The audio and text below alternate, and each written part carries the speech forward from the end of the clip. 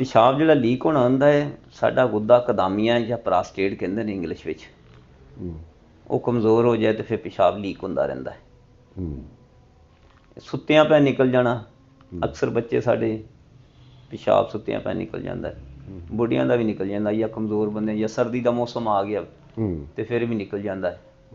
ਇਹ ਜਿਹੜਾ ਮੌਸਮ ਜਾ ਰਿਹਾ ਇਹਦੇ ਵਿੱਚ ਵੀ ਸਾਡਾ ਖਿਆਲ ਪੈਦਾ ਹੀ ਹੋਇਆ ਤਾਂ ਸਾਨੂੰ ਪਿਸ਼ਾਬ ਜਿਹੜਾ ਇੰਨਾ ਬੇਚੈਨ ਕਰਦਾ, ਨਿਕਲ ਨੂੰ ਕਰਦਾ, ਅਤੇ ਅਸੀਂ ਫਿਰ ਵਾਸ਼ਰੂਮ 'ਚ ਜਾਂਦੇ ਹਾਂ। ਜਿਹੜੇ ਕਮਜ਼ੋਰ ਨੇ ਉਹਨਾਂ ਦਾ ਨਿਕਲ ਵੀ ਜਾਂਦਾ, ਬਸ ਖਵਾਤੀਨ ਹੋਣ ਜਾਂ ਮਰਦ ਹੋਣ। ਸਹੀ, ਠੀਕ। ਅਤੇ ਉਹਨਾਂ ਦਾ ਉਹ ਮਤਲਬ ਕਿ ਇਹ ਤਹਿਰੀਕ ਅੱਜ ਕੱਲ੍ਹ ਠੰਡ ਦੀ ਵਜ੍ਹਾ ਤੇ ਨਾ ਸਾਡੇ ਮਸਾਨੇ ਦੇ ਅਸਾਬ ਜਿਹੜੇ ਉਹਨਾਂ ਨੂੰ ਤਹਿਰੀਕ ਜ਼ਿਆਦਾ ਹੈ, ਅਤੇ ਜਦੋਂ ਸਾਡਾ ਖਿਆਲ ਆਉਂਦਾ ਹੈ ਉਧਰ ਤਹਿਰੀਕ ਜ਼ਿਆਦਾ ਹੋ ਕੇ ਅਤੇ ਫਿਰ ਨਿਕਲ ਜਾਂਦਾ। ਇਸ ਬੰਦੇ ਦਾ ਜਿਹੜਾ ਅਗਰ ਤੇ ਸੁੱਤਿਆਂ ਪੈ ਨਿਕਲਦਾ ਹੋਵੇਗਾ ਅਤੇ ਇਹਨੂੰ ਚਾਹੀਦਾ ਰਾਤ ਨੂੰ ਕਰਕੇ ਸੋਏ, ਔਰ ਇਹ ਗਿਜ਼ਾ ਆਪਣੀ ਦੇ ਵਿੱਚ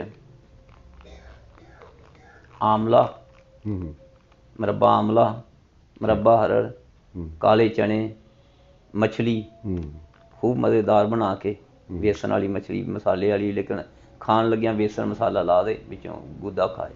ਠੀਕ ਹੈ। ਫਿਰ ਅੰਡੇ ਉਬਾਲ ਕੇ ਲੈ ਸਕਦਾ। ਠੀਕ ਹੈ। ਫਿਰ ਗੋਸ਼ਤ ਲੈ ਸਕਦਾ ਹੈ, ਗੋਸ਼ਤ ਵਾਲੀਆਂ ਚੀਜ਼ਾਂ। ਇਹ ਹੁਣ ਮਿਜ਼ਾਜ ਤੋਂ ਬਗੈਰ ਹੀ ਗੱਲ ਕਰੀ ਜਾਣਾ, ਮੈਂ ਅਸਾਬੀ ਰੱਖਿਆ ਕਿ ਉਹਦੇ ਅਸਾਬ ਨੂੰ ਜ਼ਿਆਦਾ ਤਰੀਕ, ਇਸ ਚੀਜ਼ ਨੂੰ ਮੱਦੇ ਨਜ਼ਰ ਰੱਖ ਕੇ ਮੈਂ ਕਹਿ ਰਿਹਾ। ਠੀਕ ਹੈ। ਲੈ ਉਹਨੂੰ ਇੰਸ਼ਾਅੱਲਾ ਫਾਇਦਾ। ਮਨੱਕਾ ਉਹ ਖਾਵੇ, ਮਨੱਕੇ ਦਾ ਨਾਮ ਲਿਆ, ਖਜੂਰਾਂ ਮਨੱਕੇ ਖਾਏ। ਠੀਕ ਹੈ। ਡਰਾਈ ਫਰੂਟ ਖਾ ਜੇ ਮਿਕਸ ਕਰਕੇ, ਇਕੱਲਾ ਨਹੀਂ, ਮਿਕਸ ਕਰਕੇ, ਉਹਦੇ 'ਚ ਪਿਸਤਾ ਅਖਰੋਟ ਵੀ ਹੋਵੇ, ਇੰਸ਼ਾਅੱਲਾ ਬਿਹਤਰ ਰਹਿ ਜਾਏਗਾ। ਦੂਸਰੇ ਨੰਬਰ 'ਤੇ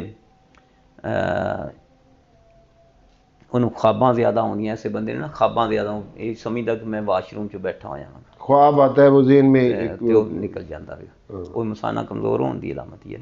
ਇਹ ਚੀਜ਼ਾਂ ਖਾਏਗਾ ਇੰਸ਼ਾਅੱਲਾ ਬਿਹਤਰ ਹੋ ਜਾਏਗਾ। ਠੀਕ। ਦੂਸਰਾ ਜਿਹੜਾ ਇਸ ਮੌਸਮ 'ਚੋਂ ਨਿਕਲਦਾ ਹੈ, ਸਾਡਾ ਮੌਸਮੀ ਅਸਰਾਤ ਨੇ। ਇਹਦੇ ਵਾਸਤੇ ਸਾਨੂੰ ਇਹੋ ਜਿਹੀਆਂ ਚੀਜ਼ਾਂ ਗਰਮ ਅਤੇ ਕੱਪੜੇ ਗਰਮ ਰੱਖਣੇ ਚਾਹੀਦੇ, ਤਾਂ ਕਿ ਸਾਨੂੰ ਥੋੜ੍ਹਾ ਜਿਹਾ ਮਸਾਮ ਸਾਡੇ ਜਿਸਮ ਦੇ ਖੁੱਲ੍ਹੇ ਰਹਿਣ, ਅਤੇ ਰੁਝਾਨ, ਪਾਣੀ ਦਾ ਰੁਝਾਨ ਇੱਧਰ ਵੀ ਨਿਕਲਦਾ ਰਹੇ, ਪਸੀਨੇ ਦੀ ਤਰ੍ਹਾਂ ਨਿਕਲੇ, ਅਤੇ ਉੱਧਰ ਰੁਝਾਨ ਘੱਟ ਜਾਏ, ਜਿਸਮ ਜਜ਼ਬ ਹੋ, ਮਸਾਨੇ ਵਾਲੇ ਰੁਝਾਨ ਘੱਟ ਜਾਏ, ਫਿਰ ਪਿਸ਼ਾਬ ਇਤਦਾਲ 'ਤੇ ਆਏਗਾ। ਜਦੋਂ ਅਸੀਂ ਕੱਪੜੇ ਨਹੀਂ ਪਾਵਾਂਗੇ, ਕਮ ਕੱਪੜੇ ਪਾਵਾਂਗੇ, ਮਸਾਮ ਬੰਦ ਹੋ ਜਾਣੇ ਆ, ਅਤੇ ਇੱਥੇ ਲੂੰ ਕੰਢੇ ਵੀ ਖੋਲ੍ਹਣੇ, ਪਿਸ਼ਾਬ ਉਹ ਸਾਰਾ ਫਿਰ ਜਿਹੜਾ ਪਾਣੀ ਦਾ ਜਿਹੜਾ ਖਰਾਜ ਉਹ ਫਿਰ ਪਿਸ਼ਾਬ ਦੇ ਰਸਤੇ ਹੀ ਜਾਣਾ, ਉਹਨੇ ਫਿਰ ਉੱਧਰ ਇਰੀਟੇਸ਼ਨ ਕਰਨੀ।